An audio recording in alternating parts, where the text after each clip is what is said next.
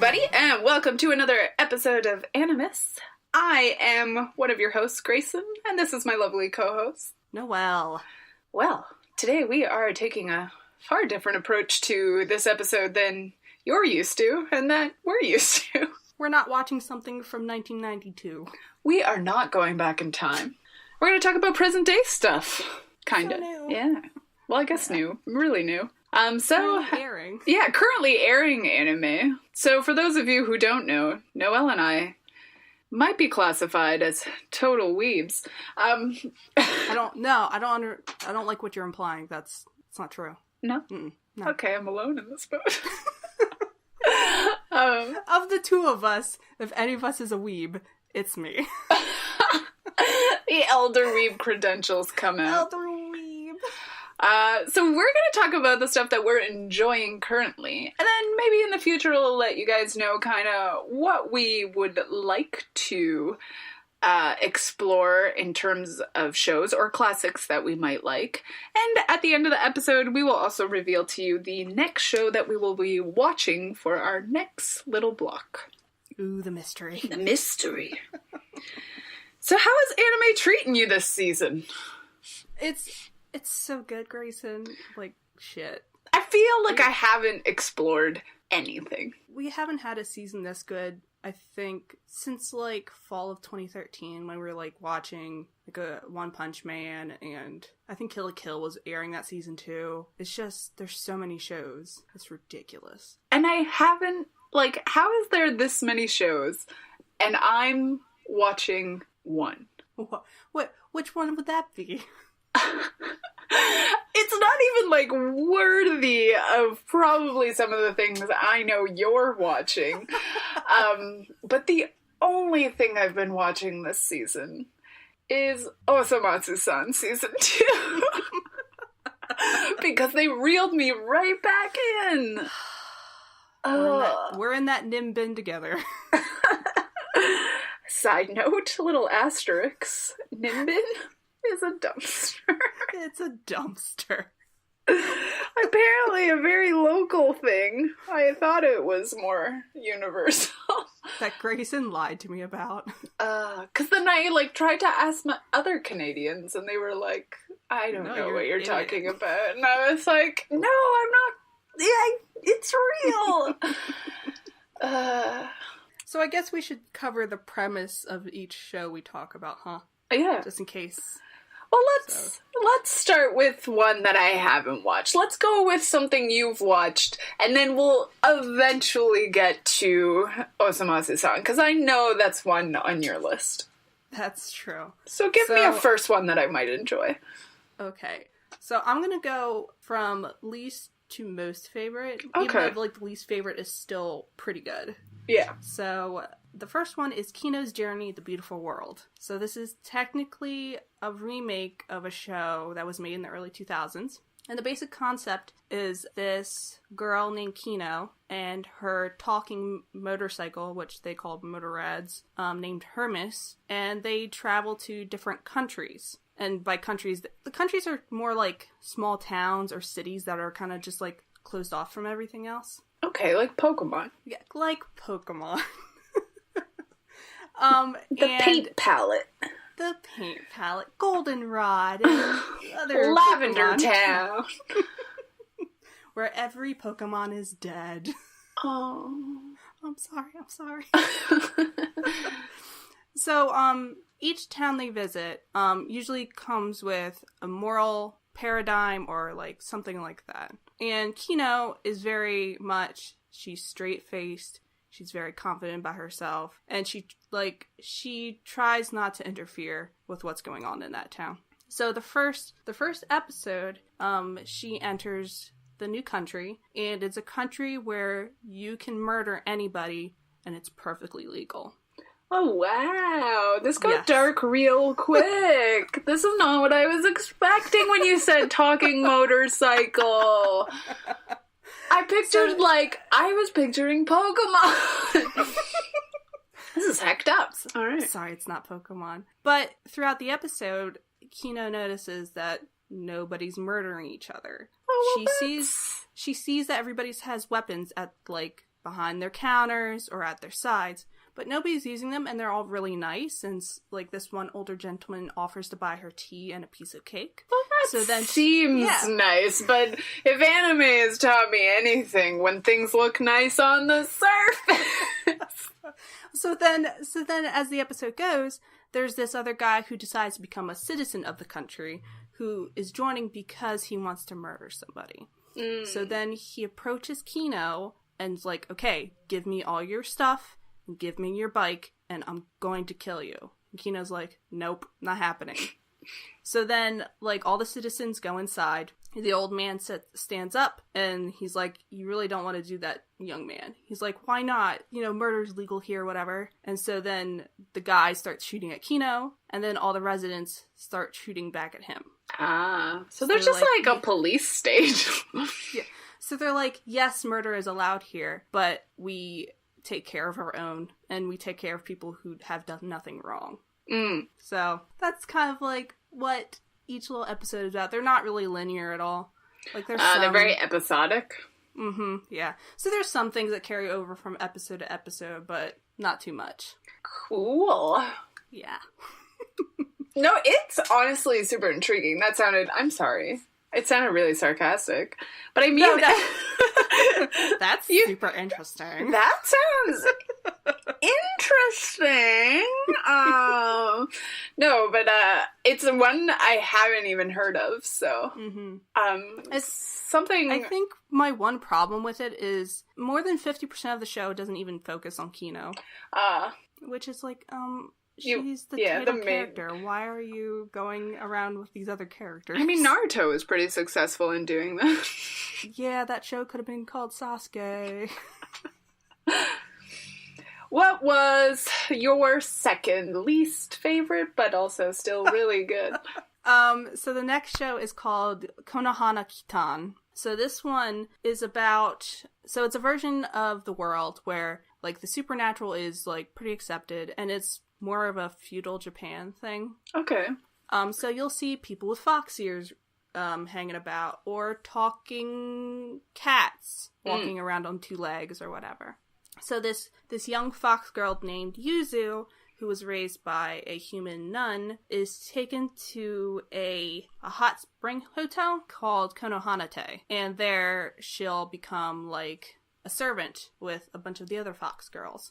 So it's slice of life, but and again, it's a little more episodic than some of the other shows, but it's surprising how emotional it can be. Like, I did not expect it, because I just started watching it. It's like, oh, like, this will be a nice show just to chill and watch cute fox girls or whatever. And, like, one of the episodes, it went through the story of this old woman who was, like, taking care of her daughter. But, like, every time you saw her daughter, she was, like, a little bit older. Like, she starts out as a baby, and then another servant runs into her, and she's a toddler. So by the end of the episode, she's a full-grown woman, and, like, every time you see her, the little girl, she has, like, a different problem or a different worry. And it's revealed at the end that the woman is sewing clothes for a doll, and the doll is representing the daughter that she lost, and that she never got to see get married. And so that she came to Konohanate to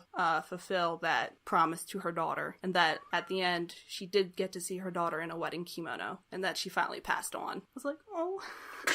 It got too emotional real quick. The flow of the episode sounds really pretty. They are. And every time I'm like, I'm not going to get tricked by this episode. It's not going to get me. It gets me every time. It gets you every time. I love that. So, like, it's one of the few slice of life shows that I really like. Yeah. And plus it doesn't hurt that it has, cute fox girls. Yeah. I'm not going to argue about that one. So this next show, am I going to be able to join this conversation soon? So the next one on my list? Yeah. Oh, nope, not this one either. Oh, man. Okay, what's the next one?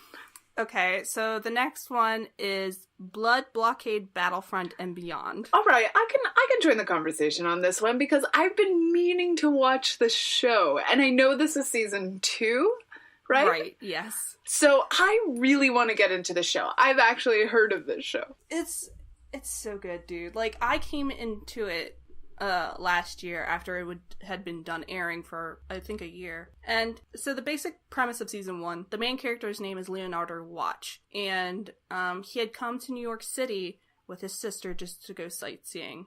But then all hell broke loose when a rift opened to the beyond, which is basically supernatural and paranormal things, came through the rift. And then before him and his sister appeared this godlike being, and asked which one was going to make the sacrifice. And right before Leo said that he was going to, his sister said, I'll do it. And so she loses her sight, and he gets the all-seeing eyes. So he can pretty much do a bunch of different shit with them. And then he is recruited into this organization called Libra, and their job is to keep the peace of what's now called Hell Salem's Lot instead of New York City. So, like, if there's a problem, they'll take care of it. And there's some more deeper, like, what's going on in that season. Yeah. But season 2 is way more episodic. Okay. Like, it's like Monster of the Week-ish, or? Yeah, kind of, but it takes more of it focuses on a member of Libra per episode. Usually Leo is there. Okay, well that's nice, though. Yeah, because usually with episodic shows, it does focus on the monster more than the actual character, protagonist. Yeah.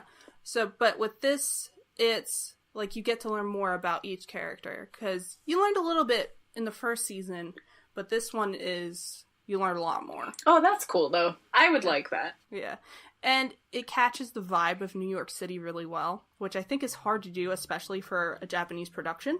Yeah, like, especially outside of it. But I feel like we were talking about it the other day, about how you just go to these places. Like, when you're able to experience these places after all of this, it's so amazing that, like Ikebukuro for us is what I'm talking about. Durarara has this weird offbeat kind of style to it in every way possible, in the storytelling, in, like, the soundtrack and the music. And when we got to Ikebukuro, like, it made sense. It was like, Yep, this is exactly how it is. So I feel like for someone who might have, like, if someone on the team might have lived there or something, there's definitely a lot in anime that, like, captures those moments. I think Free does that really well, too, in any of the, like, scenery that they get from real life, which is so fun. Yeah. It's so, like, and I think Eden of the East did this really well. Because they switched locations in that show a couple times. Because it starts in Washington, D.C., and then it moves to Tokyo, and then eventually that one ends up in New York as well. And you can really tell that they actually spent their time to focus on how these places actually feel rather than just how they look. Yeah, because they all feel super different. Oh, yeah. And it's nice that Blood Blockade has some real pretty animation, like, even from episode 1. Like, dang. Yeah, like, so that's good. I'll be excited about that. See, for me, it's not this season. It was last season's stuff with Token Rambu. Token Rambu's animation, holy man, that show is beautiful. And, like, just honestly made me dive into that fandom head first. It was dangerous. You gotta love UFO Table, like, man. I know. There's too many swords to love. So, like, that's why I was hesitant to get into anything this season. It's the tagline for this episode. Too many swords to love. Too many swords to love. Honestly, guys, if you haven't gotten to watch Token Rambu, not Hanamaru, like the other one. What's the other? Not the slice of life. Not the slice of life one. You have to watch the other one first, and then go back to the slice of life one, because then you appreciate it. Because you're like, yeah, they deserve happiness.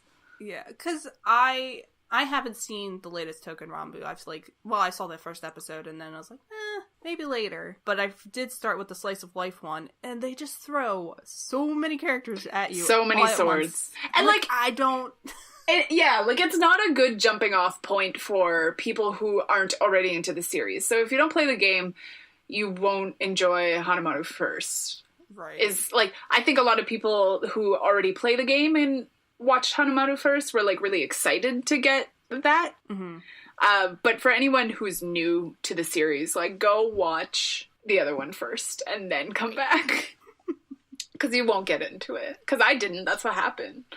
Yeah. And I was hesitant to watch the second one because I was like, I don't want any more of this. But like, I don't want any more sword boys, and they're like, I need more. Sword boys. Yeah, it's true. Maybe I like the focus on the characters in the second show more too. Like, I really like Mitsunokami a lot, and I really like Kane, and like you get to see more of Mitsuzuki. So like there's like a lot of characters that I prefer in that show that are like the focus, and like I like a lot of the mains in Hanamaru, but like meh.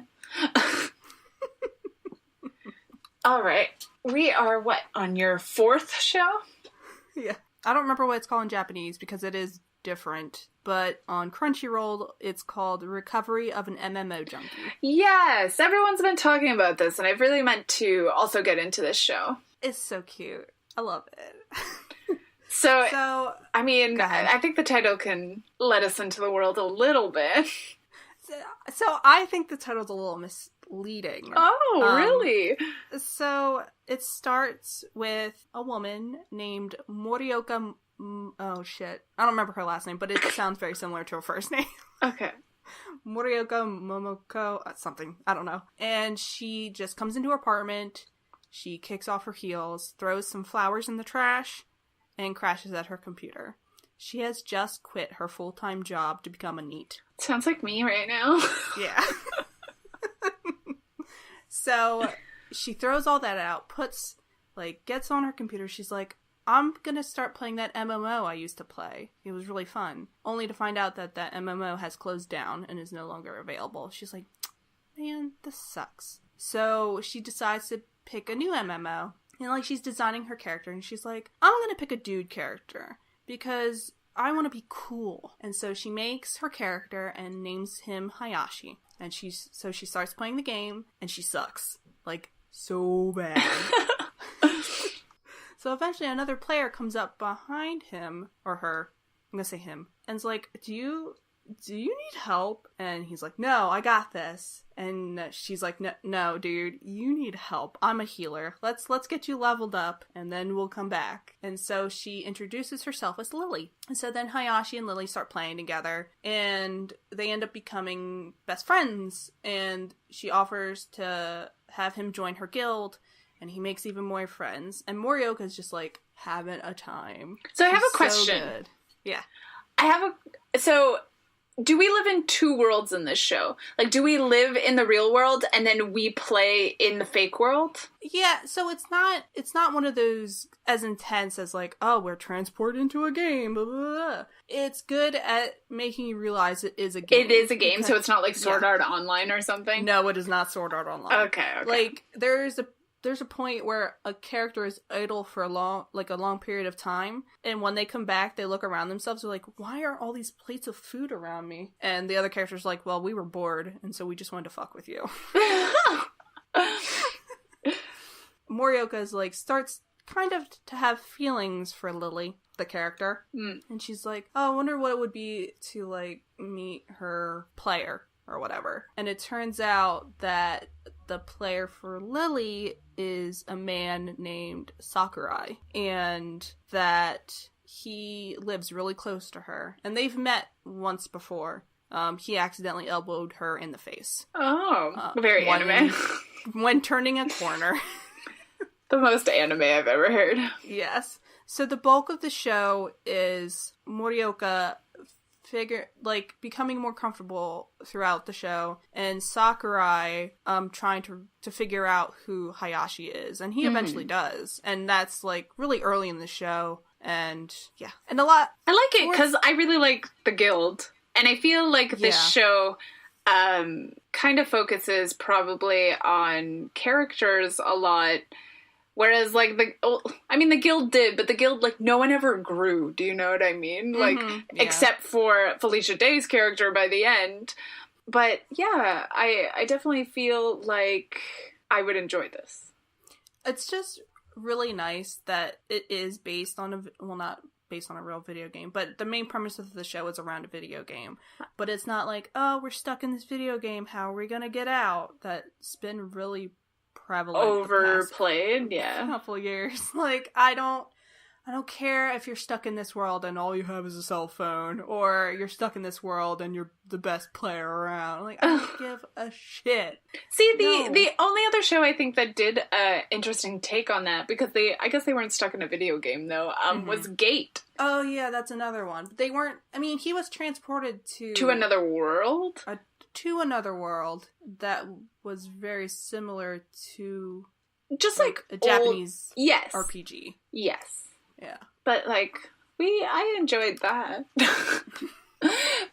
This one very much focuses more on building relationships, and it kind of is. The guild ends up being more of a found family. Like, she goes to them when she has a problem. Mm-hmm. Well, like, that's the thing is that, like, I feel like the guild very much started out as that, right? Like, started out as, like, that found family. Mm-hmm. And then the whole point of it was that, like, her battling getting out of being addicted to video games. Right. Yeah. But, like, none of the characters ever grew to be better, so it's nice to see that kind of same idea and have, like, characters grow to be better people. So, the next show I get to dive in and talk to you about. You get to talk, Grayson. Yes. This is my calling. So the next show we're going to talk about is, of course, Osomatsu-san. That why did season 2 take so long? Remember all those shows I just talked about that had, like, really nice plots and characters grew and became better? Yeah, no, fuck that shit. Throw that out the window. I love this season. I love that this season called us out for being the trash that we are, but then also told us that it loved us. I also love that this season just, like, fully embraced its weirdness. Yeah. So, for those who don't know, Osomatsu-san is about a set of 6 brothers who are sextuplets, and they had a show in the 1960s, I think. Yeah, they're like an older, they're kind of like the equivalent for an American audience, like the Brady Bunch, or, what's an animated show that, like the Jetsons, the Flintstones. Yeah, like very similar. Was, like, wholesome, and, you'll learn life lessons. Well, then those kids grew up and realized, no, we don't want to work. Here's the thing. They had a relaunching of the show as the boys as teenagers in the 80s. Yeah, that's right. And then now what we get is the millennial generation of these boys. And we have them as adults who don't want to work. Right. So they're still living at home and still being worthless. Mm-hmm. It's like they used to be good, cute little kids who sometimes pulled pranks on their neighbors and, like, are familiar faces that are always around. But now they're just, like, a nuisance. They're drunk perverts that gamble and just make bad decisions every single day. We're selling this show, I think. We're definitely... We're good. Yeah. No, it's weird because Osomatsu-san has this weird ability to be completely absurd and still have really tender moments. I know, like, some of the comedy is so out there. So out there. Like, if Cave Matsu could just be thrown into the sun and I never have to see it again. Give me more of the, like, Jushimatsu girlfriend episodes. Yes. Like, it's just so weird because it's trash. It really is. And I feel like there's not, like, the American equivalent of the cartoons have, like, an offensive nature to them, and these are crude, but they're not, like, offensive. No. Because you're definitely not supposed to relate to these people, and you're not supposed to like them. Even though you do. You do. Somehow. Like, we all have a favorite brother, or a brother we relate to. Yeah, I mean, but you're wrong if it's not Karamatsu. We do. We are Karamatsu girls. Don't, like, that is for sure who the favorite is in this podcast. If you like osomatsu, fuck off. You're so harsh. Here's the thing. So my least, I'm not going to speak on your behalf. My least favorites are Toddy and Oso. And, like, I don't want anyone to come for me. But this season, Toddy has been, like, changing my opinion of him slightly. Like, I know he's heartless, but he owns his heartlessness, you know? Yeah. Like, he's like, yeah, I don't care. Whereas, like, Oso has, like, this fakeness about him. Mm-hmm. And so when we got the Toddy and Oso episode, I was like, I'm gonna hate this episode. But I ended up just feeling so, like, again, Oso just ruined the day. As he does. Yeah. Toddy, like, can actually be a part of society. Yeah, because he's the popular brother. Isn't it funny that in the poll that they just released that every brother is on the top 10 character page except for Toddy? That's hilarious. I laughed. I was like, he's the popular brother. Karamatsu is literally number one. Like, number one. Of course he is. But yeah, this season has definitely had weird moments for me where, like, one of the episodes I was like, they were in the writer's room and they were just like, I don't know what to do.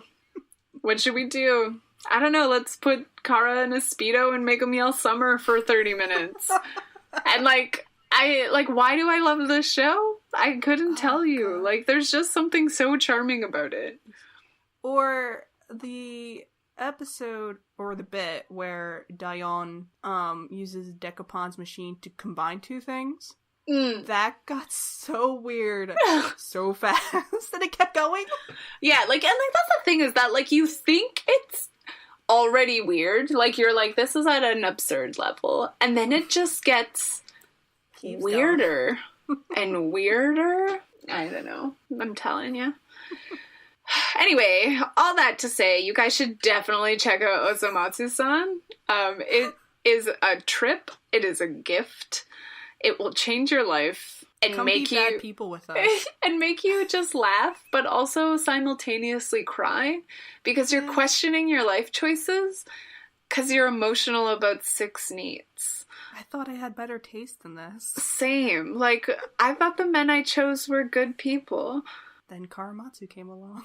It's true. But, like, to defend Karamatsu, he's definitely a good man. Like, he's the most caring of all the brothers. And he just wants ladies to think he's cool and charming and romantic. But he's just awkward. He's so awkward. Painful, even.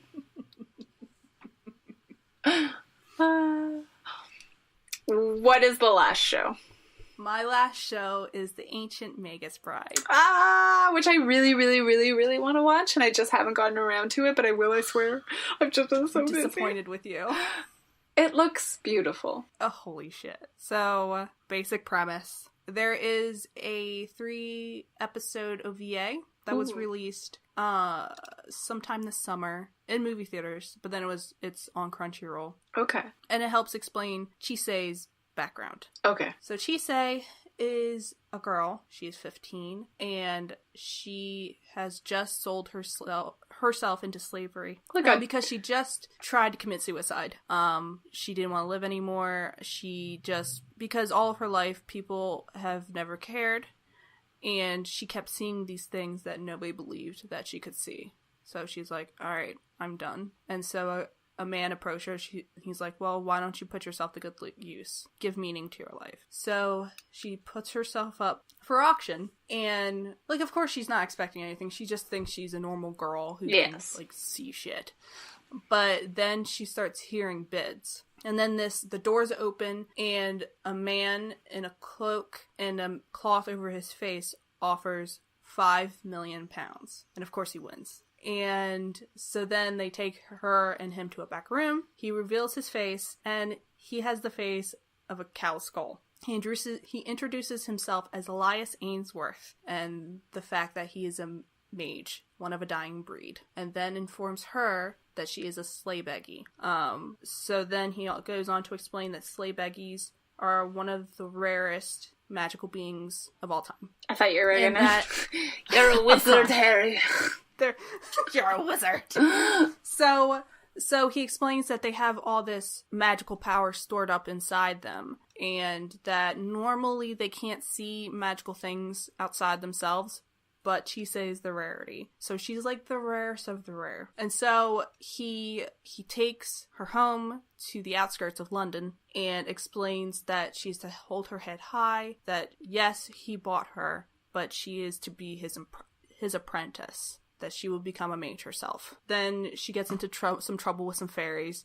Like, she believes what they tell her, so she follows them out to the forest, and they're trying to take her because of her magical abilities. And then Elias comes to stop them, brings Chisei home, and then declares that, oh, you're my apprentice, but you will also be my wife. Well, that's weird, though.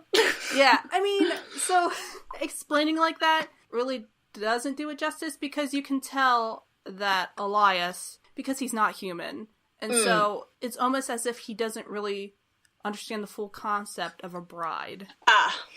Yeah. And, like, Chisei does seem like she's taken off her guard by when he says that, but she's not like, I need to get out of here, he's gonna do weird things. She's like, alright, that's weird. Because...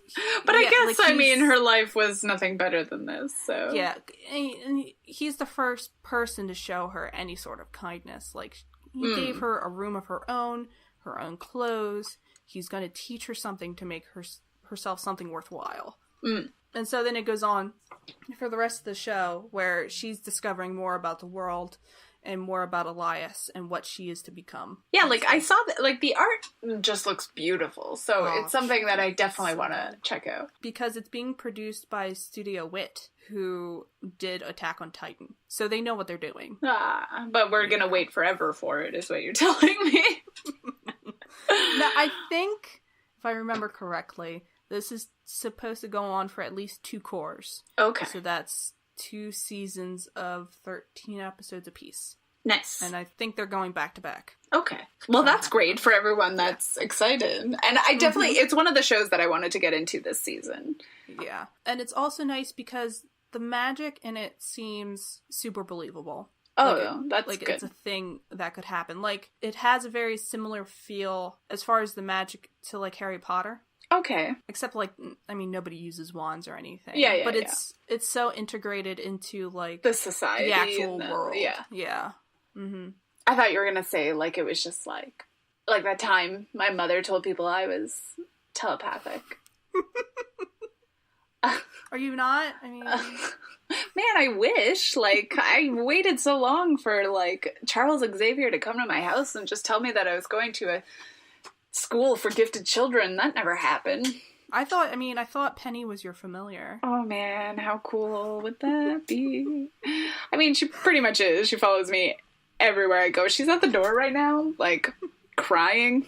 Like, why aren't you letting me in?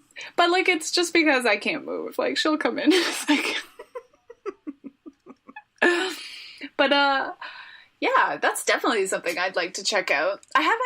There was nothing really that, like, stood out to me, but I always like hearing suggestions from friends.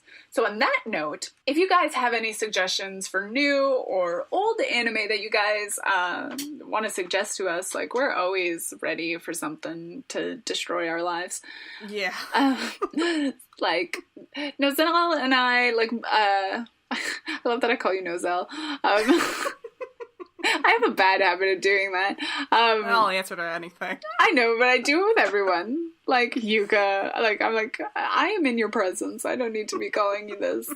It's just like online handles have become such a personal thing for me. Maybe because I like my online handle far more than I like my actual name.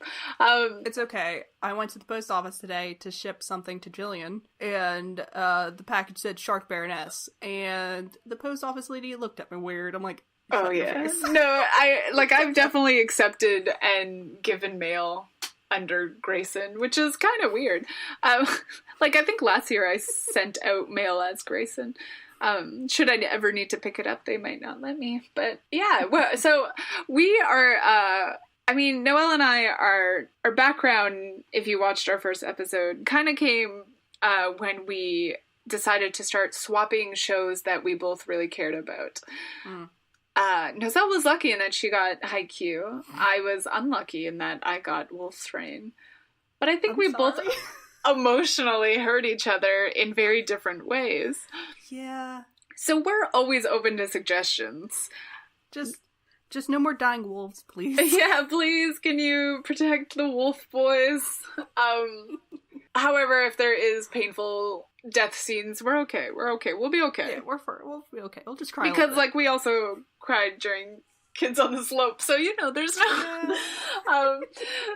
So, on that note, we opened it up to others to ask us if they would like us to switch up what we are currently doing. Because we didn't want to start to dislike Sailor Moon. And it began to start feeling like a chore. Especially with that last set of episodes. Yes. And so we thought it would be a good idea to kind of switch up the show we would be watching for the next little while. And we put out a poll based on several of the shows that we had decided and talked about that were part of our list of classic animes that we think we need to see. Mm-hmm. And we have a result. I thought you were going to say winner. I'm like, I don't know. You win. You win. No, we have a result. And that is going to be Yu Yu Hakusho. Which I'm excited about, actually. Yeah, I'm honestly surprised it won. Like, majorly.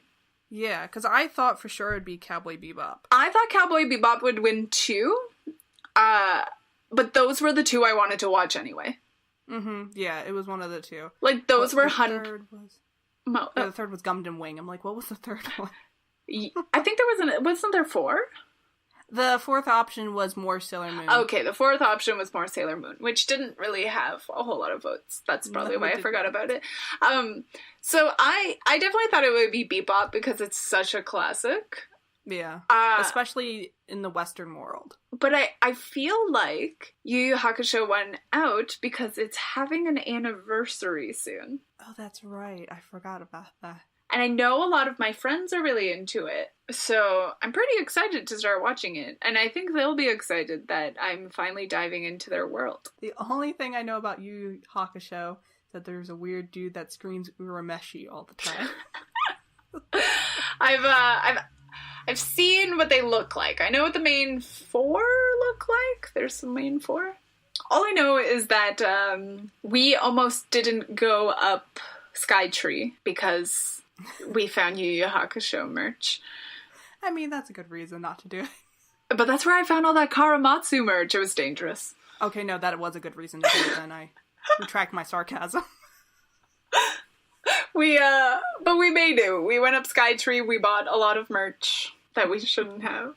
So yeah, next week, no, not next week, the week after next, you guys can... I think we always say next week. I know. Like, this is not a weekly show, and we know this. We know this. That needs to be like our ending, we need to think of something like, next week on... No, wait, not next week. It sounds weird when you're like, 2 weeks from now. Like, Yeah, in 2 weeks from now. What will the gang be up to? The gang of 2. The gang of 2. We'll be watching Yu Yu Hakusho. So what we'll be doing. So you guys can look forward to that. I look forward to that. Yeah, I think it's going to be good, hopefully. Yeah. So catch us next time when we watch all the anime that we've missed. Yep. Like, comment, subscribe. Oh yeah, Twitter's a thing. That important stuff. Yeah. All the important info's down below. Yeah, so, just give those a couple clicks. Please and thank you. Alright, guys. We will see you next time. Bye.